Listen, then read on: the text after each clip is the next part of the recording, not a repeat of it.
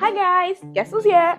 It's your home girl, your host for the most, Adonai Device, and yes, you're watching another episode on the All That Matters YouTube channel. And I am excited that you are here today, and I'm grateful to God that you are here and I'm here, and we are together. We are doing this together. Hope you've been good, and hope you enjoyed last week's episode where we talked about that trending app that will better your whole life. Yes, if you use it very well, yes, and you follow the due process, of course, it will better your life. Yes, I know so many things are happening in the country as of now, and a few months back things have happened, but you can't stop. You have to steady on your grind. Steady. That is how we get there. Slow and steady. We win the race. Yes, so don't let things hold you back. Don't let what's happening around your surroundings hold you back. Just put your head in the game and go out there and make something good of yourself, of your person. So yes, I am here today with something new that is not your regular topic. Yeah, not your regular, but it is interesting and it is something worth talking about. And I brought that to you today. Remember also last week that I ended with, should I do a movie review or not? So I thought of doing a review. Movie review, yes, and also in line with this topic, because I have seen a movie that touched me, that made me cry. Because as I was watching the movie, I felt something, yes, and it's also in line with the topic I want to talk today. So we are using one stone to kill two birds. Wow, the sharpshooter. Okay, so diving into today's topic, we're talking about foster homes. Yes, foster care agency, foster homes, and how they are run, and do we have them in Nigeria? Do we need them in Nigeria? Should we have them in Nigeria? Is it important to be in Nigeria? I could go on and on and on. But that's what we are talking about today. Foster homes, foster care, like the whole general term for it. So, and the movie review will be called Foster Boy. I don't know if you watch it or you've seen the movie. I know I've seen lots of movies that has foster care stuff in it, like Annie. I don't know if you watch it. It's a hard knock life for us. I don't know. But Annie was an interesting one. She was also in a foster home. And this movie I'm talking about is Foster Boy. Foster Boy, when I watched that movie, guy, I was like, wow. All these things are happening and we don't get to know. Thank God for movies. Thank God for lots of information that we get on the internet. We wouldn't know that all these things are happening. But because we have the internet, a hub of itself, oh my gosh, I doff my heart for whoever put this together. Maybe I should make a research on that sometime. But talking about Foster Boy storyline, let's hop onto it. A boy, yes, the foster boy, is called Jamal in the movie, yes. But his name is a popular actor. I've seen lots of his movies, like a Black American actor. His real name is Paul Shane McGee, I think, or McGee. Yeah, Paul Shane. I don't know if you've heard of that name before, but if you've not heard, you can go and check. The Shane is spelled Shane. Removing like shine, remove the I and put an A. So that is how his Shane is spelled. So that is the lead actor of this movie. That guy is so fine, black, tall and all. Yes, he's so fine, but he was going through a lot, and it was pissing me off that why will a fine boy like this be going through a lot? Most of the scenes of this movie are shot in the courtroom. So there's an expensive lawyer that knows what he's doing, that goes about his daily activity. Big shots guy. Yes, like he is like bougie ass lawyer. Forgive my language. So, but the guy knows what he's doing and he looks rich. So after winning a case, the judge made an offer to him that he should take a pro bono case, like a free case, for this young Jamal that was jailed for doing something bad. Yes, I don't know why I'm missing what he actually did. I think he killed or yes. someone or some, I can't really remember what he did then because that movie was shaky. So, but he did something wrong. I think he was even being charged from attempted murder. So, but the whole thing, this guy was acting tough. He was not talking. He was being rebellious. And this man, this lawyer guy, this big guy, took it though. But he was looking at this guy. That this guy seems to be a thug. I'm not going to, or a miscreant. I don't want to give my all for him. Why would I want to run a free case for him? He's even acting like a thug, behaving like a thug. He's not cultured. He looks like one. And not knowing, that's why I say it's not good to judge a book by its cover. Not knowing that the boy had been through a lot. Yes, and he's now restricting himself. He's now a shadow of himself. He now runs into his shell and acts defensive because he has been hurt multiple times. So why has this boy been hurt? He stayed in foster home all his life. There's a foster agency that is in charge of this guy and some other children. So they dispatch them to different foster homes that they take care of them, but they pay them, and they paid in foster homes. Yes, so they have started using this agency to make money because being a foster agent, you have to be emotional to do stuff like that. You have to be considerate and be sympathetic and humane to do stuff like that. But if you don't find, if you are not like that, you can't work in such an environment. So they were just going for the money, and they were putting these children wherever. They don't care. They were just putting these children wherever. And they kept Jamal in a foster home with a sex offender. And this guy has been harassing Jamal often and often, harassing Jamal. And no, they know because Jamal has reported repeatedly that this guy is harassing me. They took him to different foster homes and he faced different challenges. And at the end of it, so Jamal had been through a lot in these different foster homes that he stayed. And at the end of it, the thing made he was depressed and all. But there is these foster parents that he had.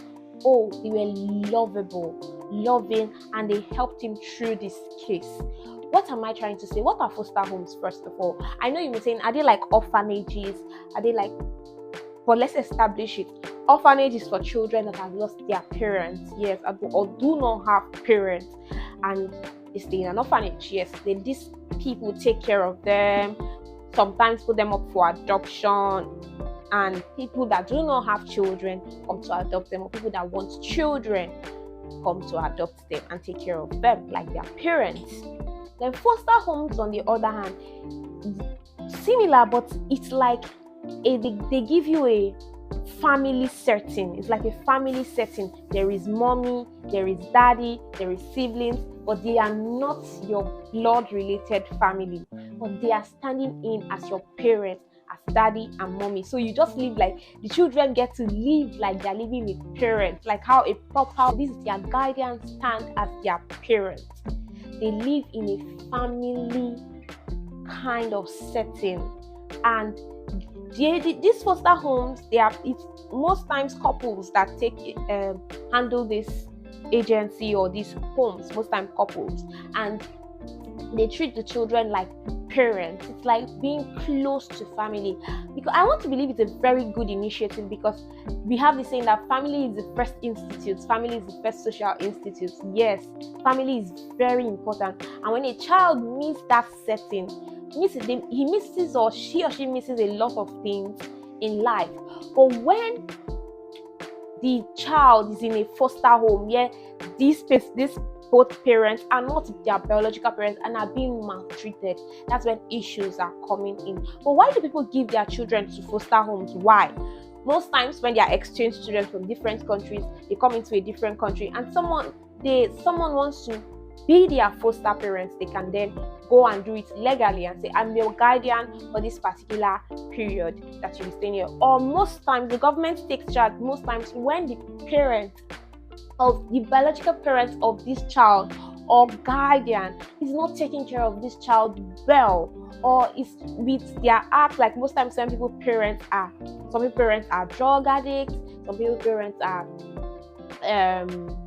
not healthy, and they cannot take care of these children, or convicted, yes, when they are jailed, when they are drug addicts, when they are sex offenders, they take these children away from them, even if they are their biological children, and the government put these children in the system and take care of them and dispatch them into various foster homes. But I don't think this thing happens in Nigeria. If it does, it will be an NGO, an individual, or a particular group of people wanting to put this initiative out. I don't think the government does stuff like that.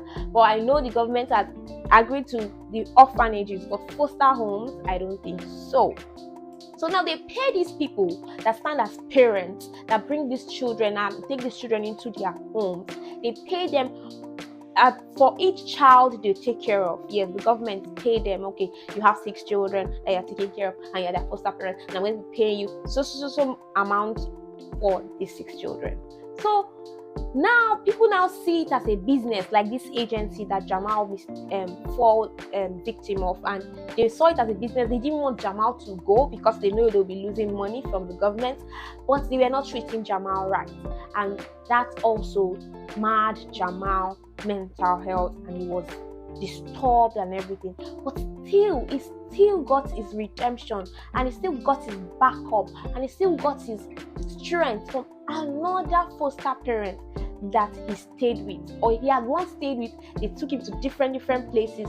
When these foster parents were concerned that, oh, you have been changing this boy, taking him to different places, and complaining that he's Raz, he's this, is that, but you are not listening to this boy, there's something wrong. When he ended up back into their hands and they took him in, they listened to him and wanted to fight for him.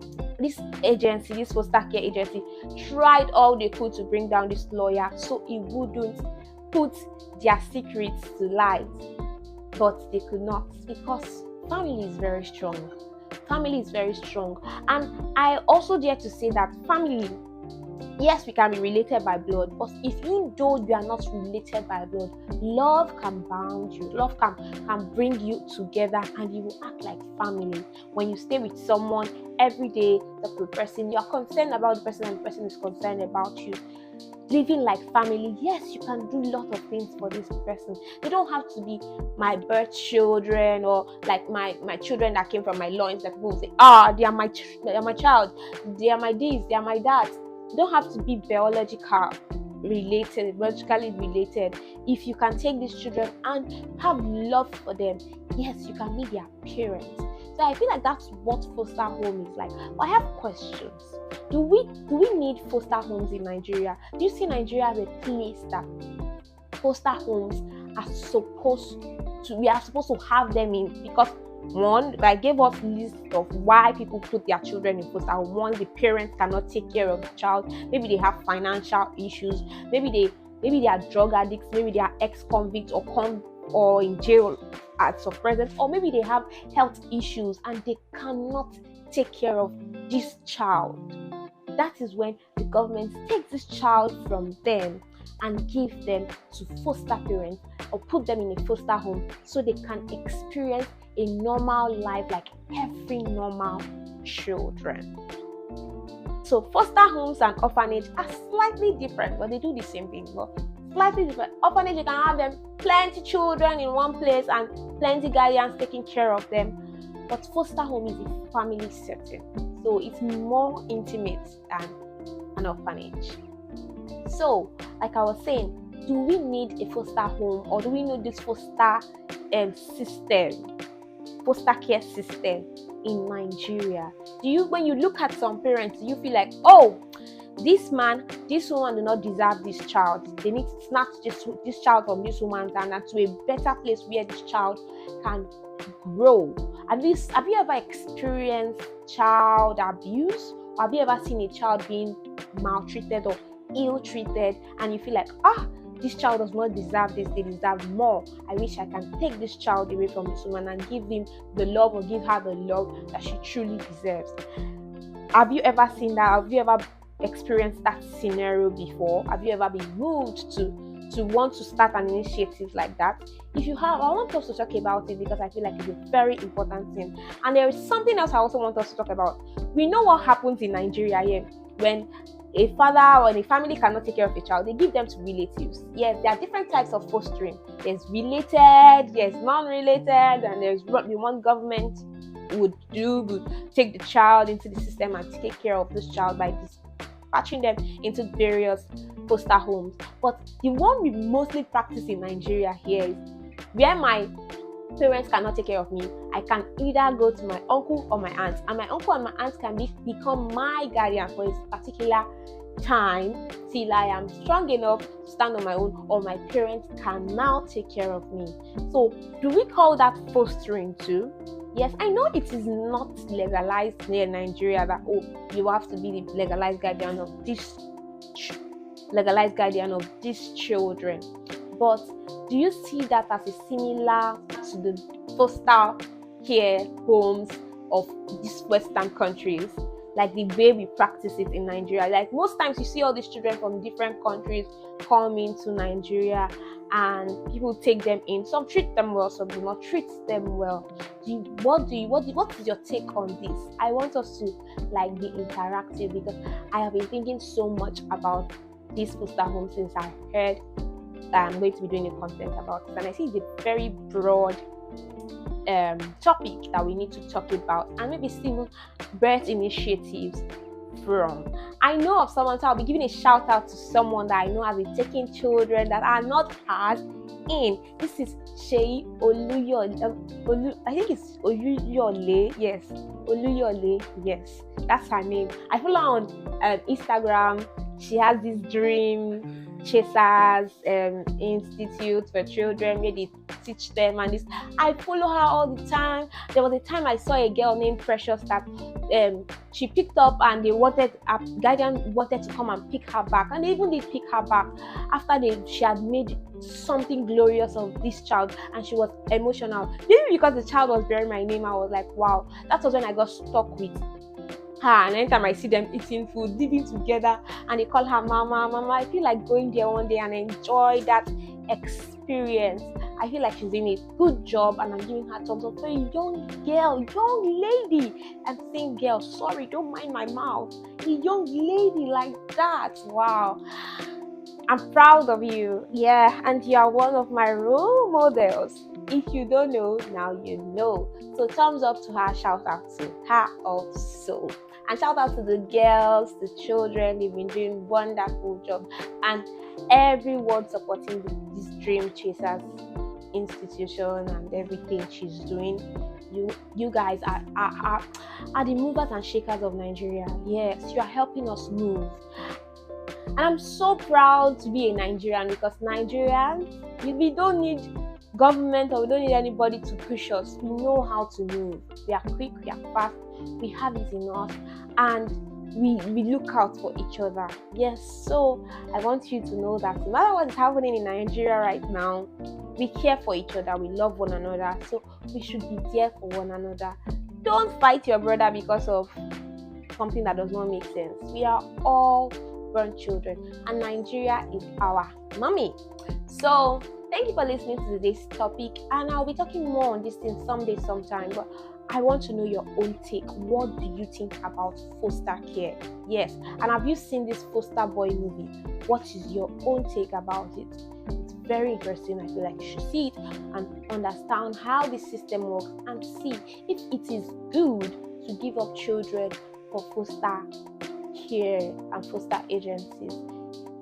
When is it climax? When do you say, oh, this is it, I've had it up to here and I have to give up my child for fostering? When is the climax that you tell yourself, I can't do this anymore, I have to give up my child fostering? And what would you see that will make you say, never ever, I will do whatever it takes to take care of my child, I'm not giving up my child for fostering? Thank you for listening to today's episode. I love you. Ooh, yeah. And I'm hoping to see you next week.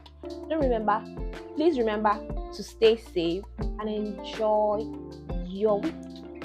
Ciao.